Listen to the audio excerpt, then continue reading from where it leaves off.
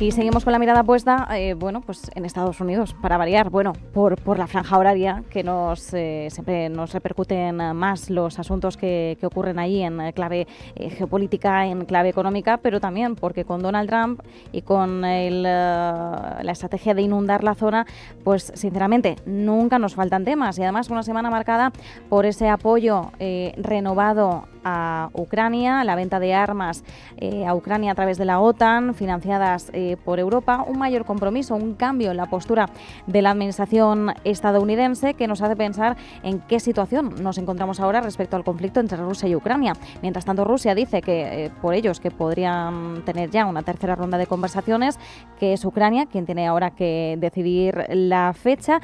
Y hay otras cuestiones, caso Epstein, que vemos cómo impacta en la percepción de Donald Trump. La última encuesta de Ipsos para Reuters muestra un claro revuelo dentro del movimiento MAGA, dentro de la base republicana. Y luego, en clave comercial, tenemos algunos acuerdos que parece que están reflotando, dudas respecto a la Unión Europea, y en clave de política monetaria, pues si nos escuchan a diario ya saben lo que ocurre. Donald Trump, que mantiene la presión sobre Jerome Powell y genera cierta inestabilidad respecto a la independencia del Banco Central y respecto a su futuro. Recordemos, Powell termina el mandato en mayo de 2026. Vamos a analizar todos los temas que podamos abarcar con Cosme Ojeda, profesor de América Hoy y Opinión Pública de la Universidad CEU San Pablo. Cosme, ¿qué tal? ¿Cómo estás? ¿Qué tal? Buenas tardes. Y también contamos con Daniel Fernández de Miguel, profesor en el Departamento de Ciencias Sociales de la Universidad Carlos III de Madrid. ¿Qué tal, Daniel? Muchas gracias. Hola, muy buenas tardes. Bueno, vamos a abrir varios melones, pero el primero de ellos, a mí me gustaría comentar este cambio de postura respecto a la administración Trump, respecto al conflicto Rusia y Ucrania. Sobre todo, ¿cuál es la percepción que tenéis? ¿Hay una estrategia real tras este cambio de postura? ¿Obedece más bien a esos volantazos que podemos ver muchas veces en los ánimos y, por tanto, también en las declaraciones posteriores de Donald Trump? Cosme, ¿sobre qué base trabajamos ahora?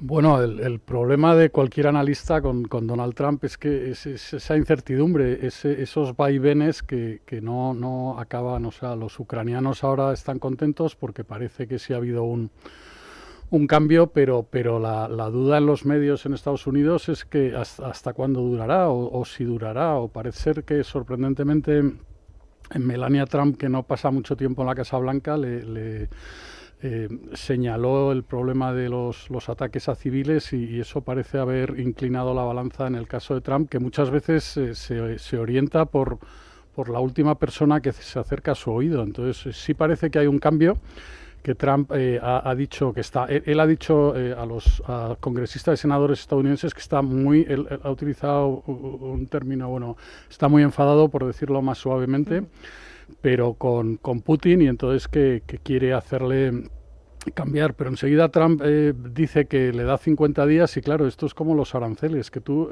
para estas cosas y estas negociaciones se necesita más tiempo, se necesita entrar en los detalles, y entonces estas cosas no se arreglaron en un día, y yo no creo que se arreglen en 50, pero sí que es verdad que con el apoyo de Alemania, el canciller está muy decidido a dar dinero y a dar más ayuda a Ucrania, y es la primera economía de Europa, y ha arrastrado a la mayoría de los países de la OTAN. O sea, aunque parece ser que Francia e Italia se muestran más renuentes a gastar, como España o como Bélgica y Luxemburgo, pero la gran mayoría de los países europeos sí que hay un interés o una demostrada idea de que Putin solo entiende la fuerza y las sanciones. O sea, es lo único que hará que cambie de opinión. Si le sale más caro seguir con Ucrania, cederá. Si no, seguirá, porque en estos momentos él creía, antes de que Trump cambiase de opinión, creía que tenía las de ganar, la de llegar literalmente a ocupar toda Ucrania. Bueno, y además una cuestión importante, los marcos temporales que maneja muchas veces Donald Trump. Has dicho, ni en un día ni en 50 días. Recordemos, los 50 días aproximadamente nos van a situar a septiembre, mediados de septiembre. Tendremos que ver si para entonces la fecha límite se cumple o no, y sobre todo si hay una voluntad real de llegar a algún un punto en común en estos 50 días, porque efectivamente los detalles son lo más importante dentro de estos acuerdos. Es muy difícil perfilar detalles o llegar a acuerdos profundos en un margen tan estrecho de tiempo. De esto hemos hablado también en los últimos días, desde que Donald Trump a principios de semana también daba ese nuevo margen y anunciaba los aranceles secundarios a todos aquellos que comercialicen con Rusia. Daniel, ¿hasta qué punto un marco temporal de 50 días, teniendo en cuenta también experiencias pasadas e incluso la experiencia presente que tenemos con los acuerdos comerciales, hasta qué punto es un marco razonable? No vamos a decir para llegar a un acuerdo de profundidad, detallado, pero para llegar a algo que dé pie a que haya un avance real en una situación que parece bastante bloqueada. Bueno, este plazo de 50 días está recibiendo muchas críticas porque, claro, si concedes 50 días a Rusia en el momento, además, que están emprendiendo su operación de verano ambiciosa para ir ganando posiciones ya incluso hacia el centro del país, hacia la ciudad de Dnipro, por ejemplo, que es un bastión estratégico fundamental.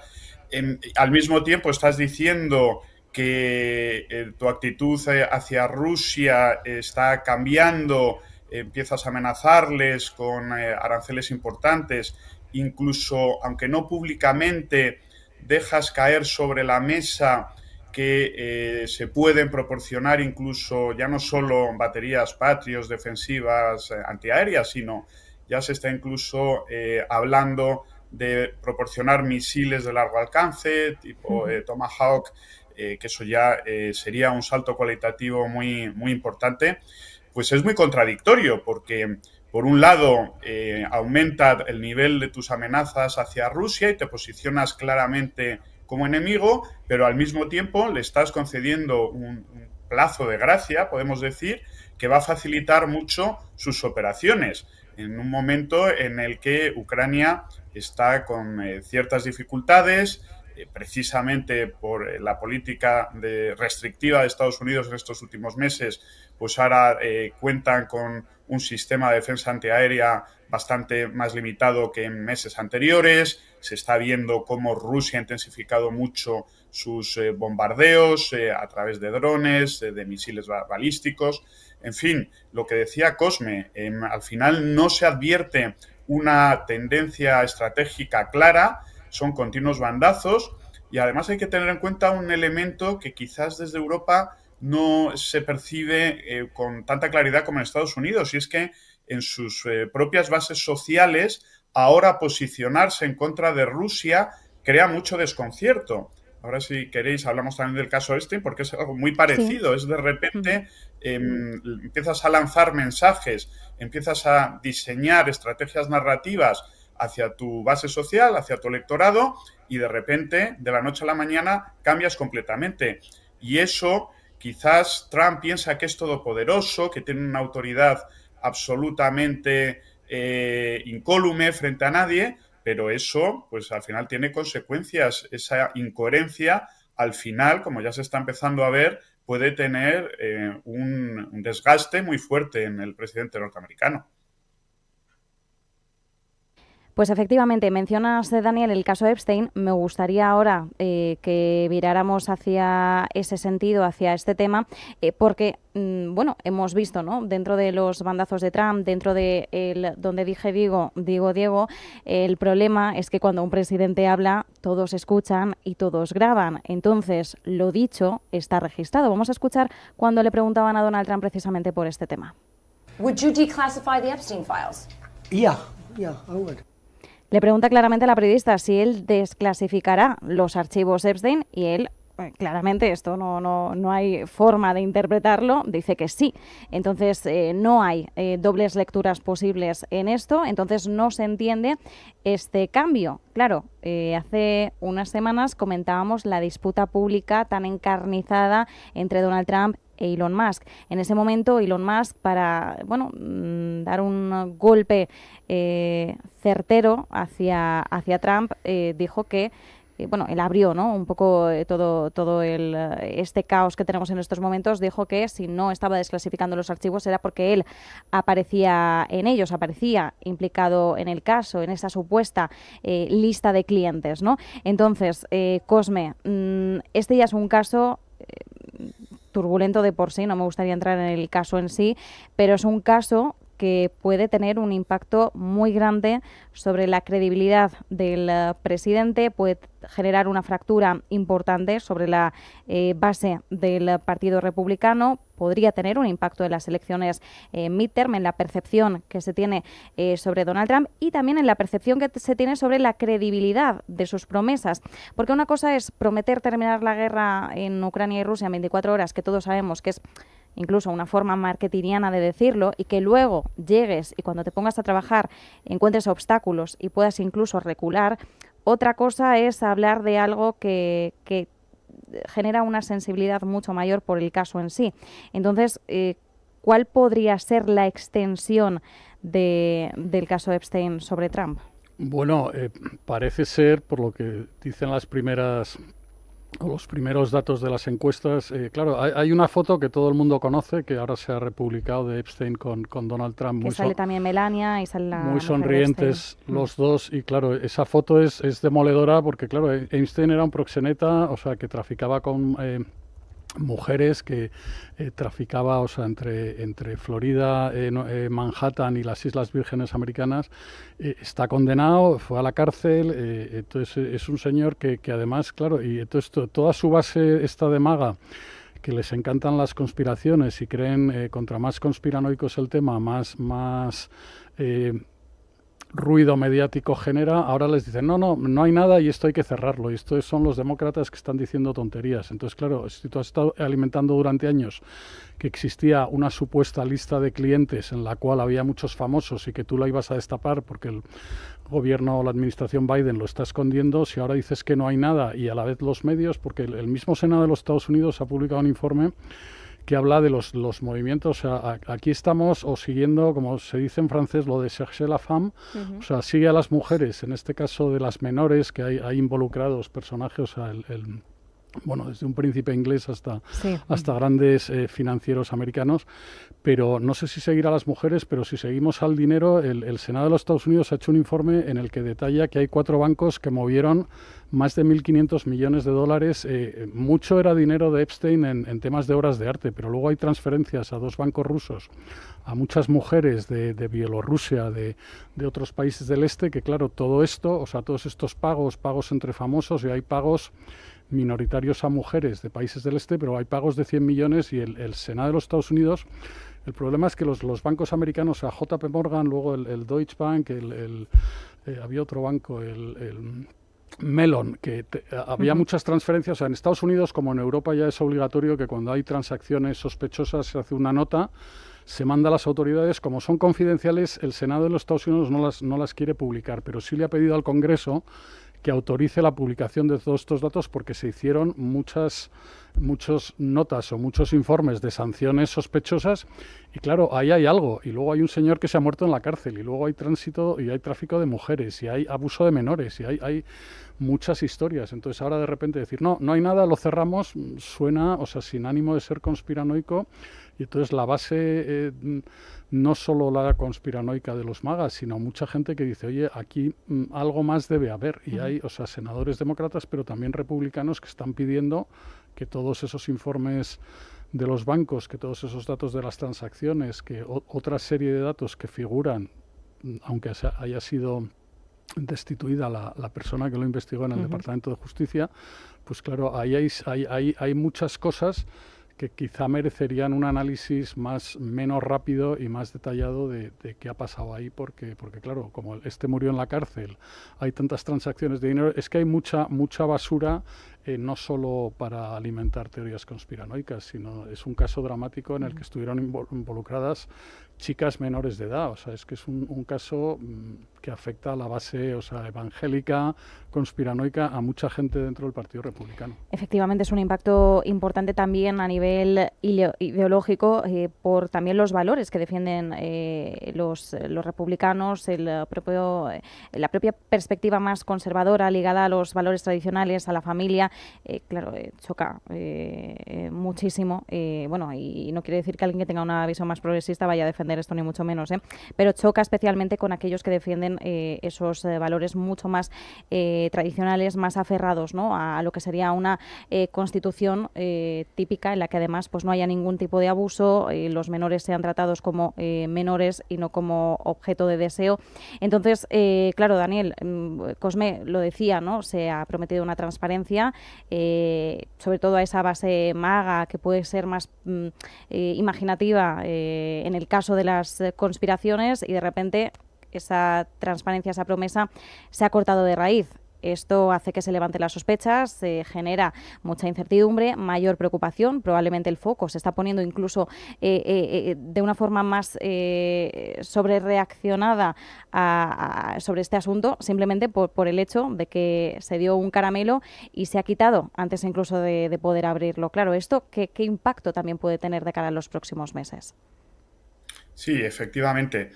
Hay a veces que la gente no conoce, por cierto, una entrevista que dio Trump al New York Magazine en 2002, o sea, 3 años antes de que surgieran las primeras acusaciones contra Epstein, una entrevista en la que luego se ha hecho eco de Washington Post, ha salido en muchos medios, en las que en esas declaraciones Trump dice: soy muy amigo de Epstein, es un tipo fabuloso, estos 15 últimos años lo hemos pasado muy bien, los dos compartimos los mismos gustos por mujeres bonitas y jóvenes, en fin, o sea, que es que a mí me parece mentira que luego Donald Trump haya utilizado, haya alimentado la teoría de la conspiración en torno a Epstein después de su pasado y después de que dijera esas declaraciones. Entonces, él utilizó, sobre todo en la última campaña electoral, este argumento y, claro, como decía Cosme, ahora se le vuelve en contra porque cuando tú has estado alimentando esa teoría y luego de repente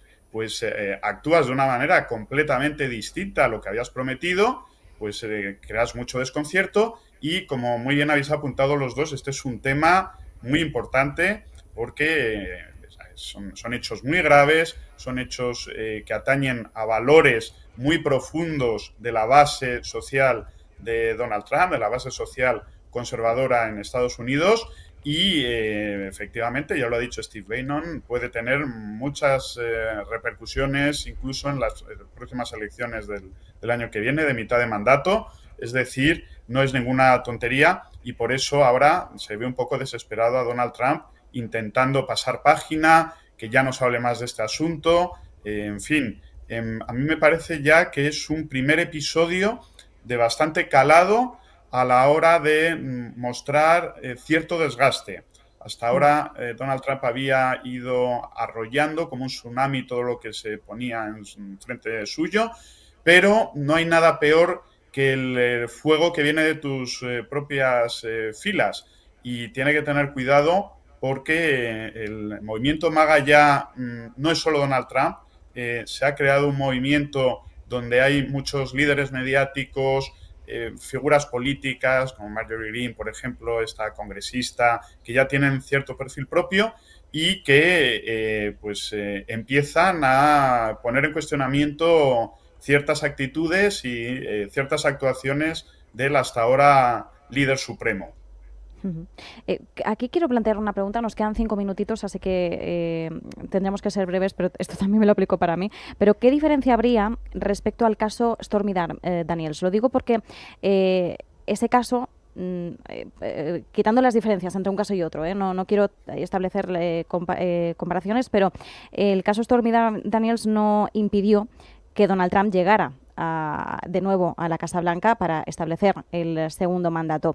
Entonces, si en ese momento no hubo una repercusión de cara a su futuro político, ¿qué cambiaría en el caso Epstein? ¿Cuáles serían los elementos agravantes o extra que sí podrían tener un impacto, por ejemplo, de cara a las elecciones midterm del año que viene, Cosme?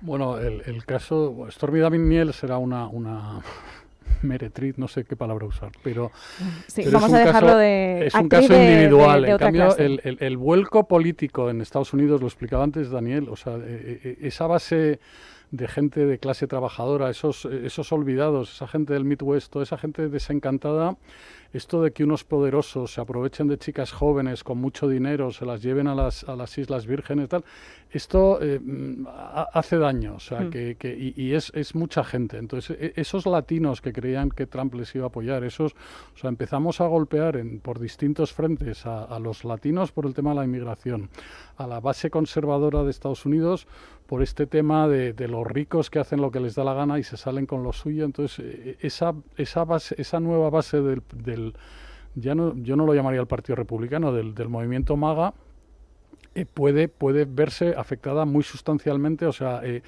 las encuestas nos están diciendo ya que este verano la gente va a ir menos de vacaciones. O sea, empieza a notarse, todavía no se han aplicado los aranceles y ya estamos. Si encima a esa base social, moral, que te apoya porque cree que eres distinto, que la engaña, o sea, una de las cosas que afectó más a Biden fue que la gente vio que había perdido capacidades cognitivas y no se lo habían contado. Eso es una de las cosas que más ha influido en las elecciones. La traición. Eso o el y la inflación. Entonces, si ahora empieza a afectar al aspecto económico y afectamos a engañar a mi base social que me ha votado, puede ser demoledor. O sea, y eso que el Partido Demócrata está muy descolocado, pero la gente está molesta con esto. Daniel, nos queda un minutito, pero por concluir. Sí, en la misma línea. Cuando has creado toda una narrativa en torno a estas élites demócratas sofisticadas, urbanas, de la costa oeste y este, a las que has asociado con comportamientos pues perversos, de corrupción profunda, de todo tipo de valores y tal, y de repente tú mismo te conviertes en posible protagonista de esos sucesos, porque en eso Elon Musk tiró muy bien esa piedra, sabía lo que hacía cuando vertió ese comentario, pues es un shock. Para mí no es comparable en absoluto al caso de Stormy Daniels, porque esto tiene una repercusión mucho más profunda, es lo que decía, es un ataque a la confianza, a la sinceridad, con lo cual pues pone en serios aprietos, como está poniendo a Donald Trump. Pues nos quedamos con esta conclusión. Muchísimas gracias por además haberlo trasladado de una forma tan clara para quien no esté tan familiarizado a lo mejor con esa base electoral no solo del Partido Republicano, sino efectivamente esa base electoral que defiende y confluye con los objetivos, con el movimiento Make America Great Again. Veremos cómo va avanzando todo esto y tendremos tiempo para comentarlo, eso desde luego. Daniel Fernández de Miguel, profesor en el Departamento de Ciencias Sociales de la Universidad Carlos III de Madrid; Cosme Ojeda, profesor de América Hoy y Opinión Pública de la Universidad CEU San Pablo. Muchísimas gracias a ambos. Un abrazo. Gracias. Buenas tardes. Un fuerte abrazo a los dos.